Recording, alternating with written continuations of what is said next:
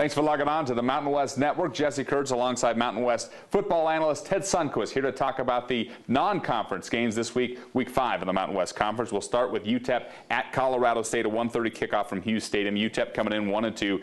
Colorado State 1-3. They lost to Alabama 31-6. But if you look at Ram Nation, and I reference the Denver Post, the headline in the Denver Post the following day said, "Respect the Rams." They held Alabama under 70 yards rushing. They held them to 2 of 10 on third down. We talk about moral victories. No coach really wants to get into that business. But how much respect did the Rams earn down in Tuscaloosa that can be used the rest of the season? Well, I think they earned a lot of respect for themselves and their fan base, but I'll be honest with you, I don't think the Miners really care what happened down there with Bama. They're going to concentrate on their football game and what they've got to do to beat the Rams.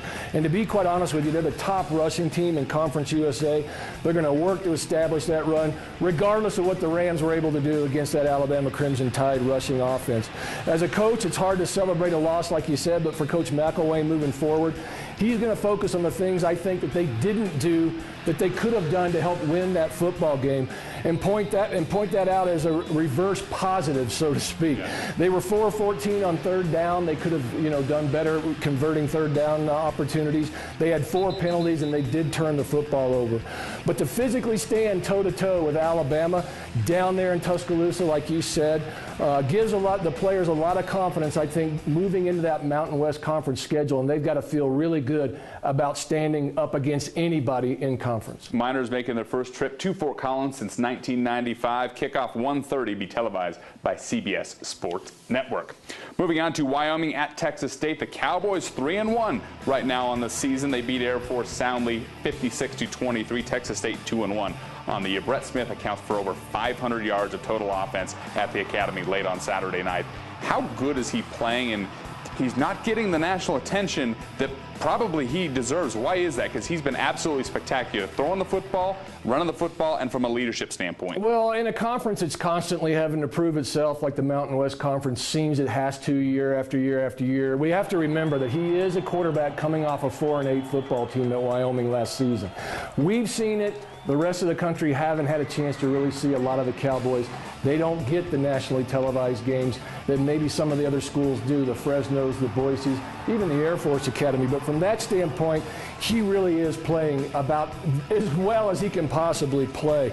He's probably as good as Derek Carr at the moment, I'll be quite honest with you. And Derek Carr is seen as the star of the Mountain West Conference with his 2 big wins over Rutgers and Boise State. The thing that Brett does that's so impressive is he spreads the ball around to that great group of receivers, and he also has that dual threat himself with the ability to tuck that ball down, take off and run. So he really keeps defenses back on their heels, not knowing what he's going to do next.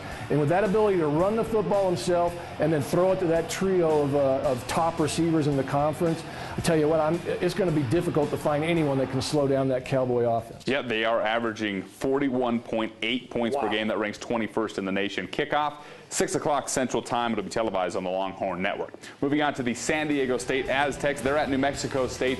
Both teams winless on the season. San Diego State 0-3, New Mexico State 0-4. San Diego State was very good against Oregon State until that fourth quarter. Quinn Kaler became just the second walk-on quarterback in FBS this season to make a start.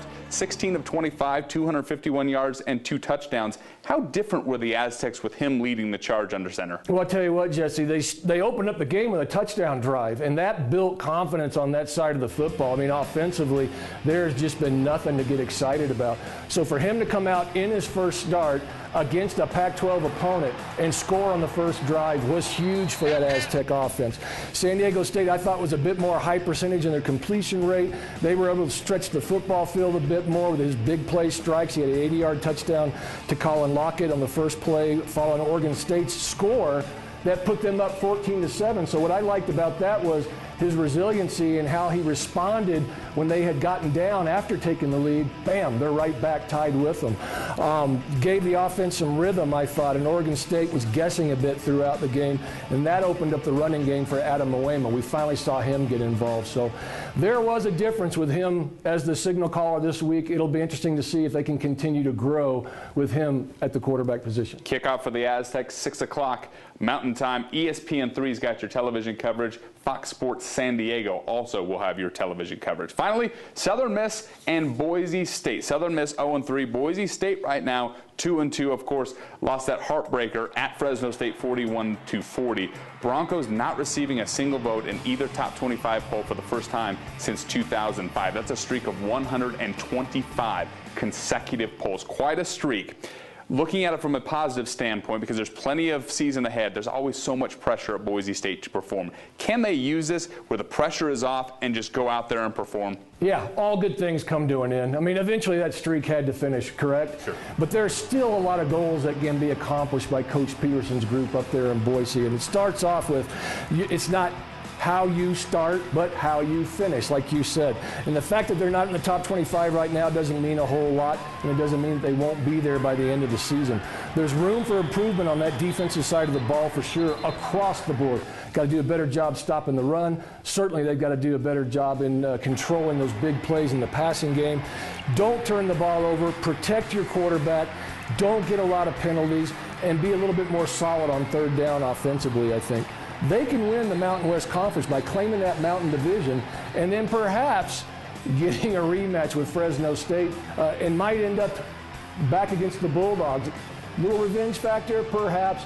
And then if they do that, they'll go on to a bowl game. They can win that. And in the end, I think they can accomplish all their goals. Conference championship, bowl game, ranked in the top 25, so it's still early. Don't sleep on the Broncos just yet. Kickoff, going to be a late one in Boise, 8:15 kickoff, televised by ESPNU. For Ted Sundquist, I'm Jesse Kurtz. Thanks for logging on to the Mountain West Network.